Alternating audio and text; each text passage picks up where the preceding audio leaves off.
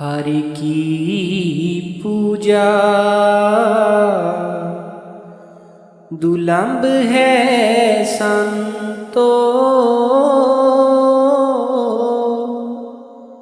कहना कछु न जाई। संगत जी, कल बाबा जी ने जयपुर में सत्संग फरमाया है। बाबा जी ने जयपुर में कल 1 घंटा 20 मिनट तक सत्संग किया है। संगत जी, बाबा जी ने कल सत्संग में तीसरी पातशाही की बानी हर की पूजा दुर्लभ है संतों पर सत्संग किया है। संगत जी, बाबा जी ने सत्संग की शुरुआत में फरमाया कि ये तीसरी पातशाही की बानी है। आप हमें समझाने की कोशिश कर रहे हैं कि हमने भक्ति किसकी करनी है और भक्ति का कौन सा साधन अपनाना है। अब अगर हम सोचे तो धर्म ग्रंथों की कमी नहीं है, धर्म स्थानों की कमी नहीं है, लेकिन जो धर्म ग्रंथों में लिखा गया है वो महापुरुषों का जीवन का निचोड़ है।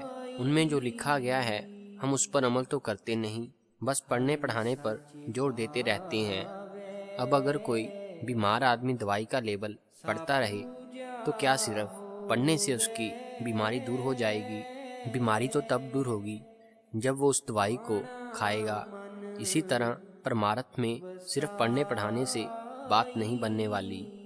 पढ़ने से तो केवल माहौल बनता है, मालिक के लिए तड़प पैदा हो जाती है, लेकिन जब तक हम अमल नहीं करेंगे और उस शब्द के साथ नहीं जुड़ेंगे तो हमें क्या हासिल होगा। ये ठीक है कि हम सब पाठ पूजा करते हैं और मालिक को पाने की इच्छा भी रखते हैं, तो गुरु साहिब हमें इस शब्द के जरिए बता रहे हैं कि हमने भक्ति का कौन सा साधन अपनाना है। आगे इस शब्द में एक तुक आती है, हर साचे पावे सा पूजा होवे पाणा मन वसाई। भाव कि हमने अपने मन के अधीन होकर और अपनी अकल को आगे रखकर कोई भक्ति नहीं करनी। हम तो सोच लेते हैं कि हम बड़े पढ़े लिखे हैं और हम बड़े ज्ञानी हैं, लेकिन ये ज्ञान भी हमें उस मुकाम तक नहीं पहुंचा सकता। इसलिए गुरु साहिब इस शब्द में फरमाते हैं कि संतो गुरमुख पूरा पाई नामों पूज कराई।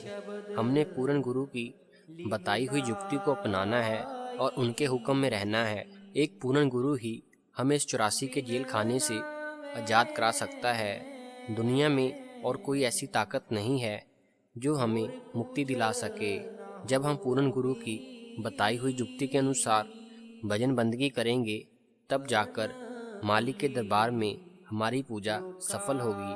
तब जाकर हमारा मन निर्मल होगा और परमात्मा की भक्ति में लगेगा।